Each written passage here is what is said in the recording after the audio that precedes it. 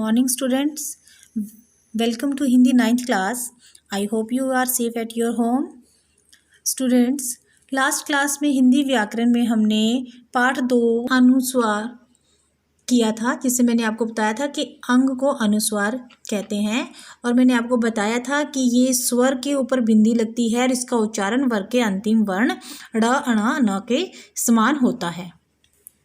बच्चों, आज हम कक्षा में उसका दूसरा भाग अनुनासिक, अनुस्वार और अनुनासिक एक ही होते हैं, परंतु आज हमारा दूसरी कक्षा है हमारी, तो आज हम अनुनासिक करेंगे। इसमें मैं आपको बताऊंगी अनुनासिक का चिन्ह क्या है, चंद्र बिंदु होता है। तो ये चंद्र बिंदु हम कैसे लगाते हैं, उच्चारण कैसे होता है, और यदि हम इनका उच्चारण सही नहीं करते तो शब्दों के अर्थ में बहुत अंतर हो जाता है। आइए पढ़ें पाठ को। जब स्वरों के उच्चारण में मुख के साथ साथ नाक की भी सहायता लेनी पड़ती है, वहाँ अनुनासिक का प्रयोग किया जाता है। इसका चिन्ह चंद्र बिंदु है। यह ध्वनि स्वरों का गुण होती है। यानी बच्चों, सारे स्वर जब हम बोलते हैं तो उनको एक अंदाज से बोलने के लिए जो मुख और नाक दोनों की सहायता से बोला जाता है, ध्वनि निकलती है, तब उसका उच्चारण जब हम करते हैं तो वो अनुनासिक बिंदी का प्रयोग होता है। ये कोई व्यंजन नहीं है बेटा, ये केवल स्वरों को बोलने का एक अंदाज होता है, जिसे हम अनुनासिक की आवाज़ में बोलते हैं। ध्यान रखना बच्चों, ये ना तो स्वर है और ना ही कोई व्यंजन है, ये केवल स्वरों को बोलने का एक अंदाज है। आगे देखिए कि इसे लगाते जब है हम, तो प्रयोग की स्थिति क्या है, इसका प्रयोग हम कैसे करते हैं चंद्र बिंदु का। मैंने आपको अनुस्वार में ही बताया था शिरोरेखा क्या होती है, और शिरोरेखा की, अब इसमें शिरोरेखा के ऊपर अनुस्वार हम शिरोरेखा पे लगाते थे तो अनुस्वार की बिंदी थी। अब अनुनासिक में क्या है परिस्थिति शिरोरेखा की, कि शिरोरेखा के ऊपर खाली स्थान वाले स्वरों में अनुनासिक की स्थिति, यानी कि शिरोरेखा जो आपकी है इसके ऊपर जो स्थान खाली होता है, जब हम कोई स्वर बोल रहे हैं जिसे हम नाक और मुंह से बोल रहे हैं, वहाँ पर शिरोरेखा के ऊपर खाली स्थान, खाली जगह जो होगी, वहाँ पर इसका प्रयोग हम करते हैं। कैसे करते हैं बच्चों, देखो अंग, अंग है, आ नहीं बोला मैंने, अंग, अंग, अंगना, फंसना, हंसना। अब यहाँ देखो हमने चांद की बिंदी का प्रयोग किया, उसके बाद इसके ऊपर कोई जो शिरोरेखा है इस पर कोई मात्रा नहीं है और इसके खाली जगह के ऊपर हमने चंद्र बिंदी लगाई है। आ यानी कि आँख, आंसू, चांद, मुंह, उंगली, पूंछ, ऊंचाई।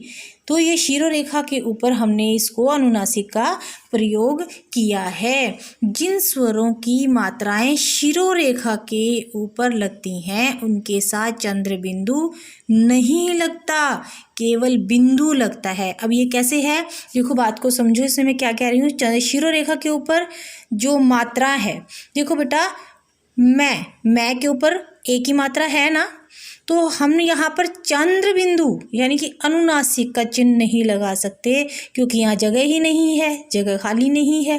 तो इसलिए हमने इसे जब यहाँ लगाया तो ये अनुस्वार के रूप में प्रयोग हो गई, है तो अनुनासिक बिंदी, लेकिन हमने प्रयोग किया इसको अनुस्वार के रूप में, यानी मैं नहीं, आवाज़ ध्वनि जो है हमारी वही नाक और मुंह से निकल रही है, इसलिए हमने मैं यानी चांद बिंदी यानी अनुनासिक का जो है हमने उसे अंग की बिंदी के रूप में प्रयोग किया। नहीं, अब यहाँ जगह नहीं है तो हम चांद की बिंदी नहीं, अंग की बिंदी का यानी के तौर पर अनुस्वार के रूप में यहाँ लगा रहे हैं। फर्क है, ध्यान से सुनो बच्चों। ये जो नियम है, इन स्वरों में अनुस्वार का चिन्ह शिरोरेखा के ऊपर स्थान की कमी होने के कारण लगाया गया है। देखो मात्राओं के ऊपर स्थान नहीं है ना, मैं बड़े की मात्रा है, यहाँ पे चांद बिंदु के लिए स्थान नहीं है, ई की मात्रा है, ओ की मात्रा है, ऐसे इनके ऊपर स्थान ना होने की वजह से हमने इसे, उच्चारण तो इसका अनुनासिक में है मगर उपयोग हमने इसे अनुस्वार में किया है, जबकि इसका उच्चारण हमारा मुख और नासिका दोनों के कारण हो रहा है। अनुनासिक की ध्वनि इससे निकलती है। हमारे जो व्याकरण थे, जो हमारे व्याकरण बनाने थे, उन्होंने सोचा कि कन्फ्यूज़न ना होने के कारण, जगह स्थान पर ना होने के कारण उच्चारण में अनुस्वार का प्रयोग यहाँ पर कर दिया। अब आप परेशान ना हो कि यहाँ पर अनुनासिक बिंदी है और यहाँ अंक की बिंदी। आप बोलकर देखें, ई आवाज़ किसकी आ रही है? नाक और मुख से, यानी कि अनुनासिक की, मगर हमने प्रयोग किसका किया है? अनुस्वार बिंदी का। सिंचाई, खिंचाई, मैंने आपको पहले भी बताया बच्चों, ये ना स्वर है और ना ही व्यंजन है। एक बार बच्चों, अब आपको मैं एक बार दोहराई करा दूं, अनुस्वार और अनुनासिक में अंतर। अनुस्वार हमने किया था, नासिकीय व्यंजन है, नाक से हवा निकलती है, इसकी आवाज़ आती है और अंक की बिंदी का प्रयोग होता है। अनुनासिक यानी यह ध्वनि स्वरों का गुण होती है, इसका लिपि चिन्ह चंद्र बिंदु है। आपको समझ में आ गई कि ये हमारा व्यंजन था, अंग, जिसके बिंदी के रूप में प्रयोग किया, मगर ये हमारे पास ना ये स्वर है ना ही व्यंजन है, परंतु इसका चिन्ह रूप जो है वह चंद्र बिंदु है। अनुस्वार का लेखन अनुस्वार से पहले वाले वर्ण के ऊपर बिंदु लगाकर किया जाता है, जैसे हंस।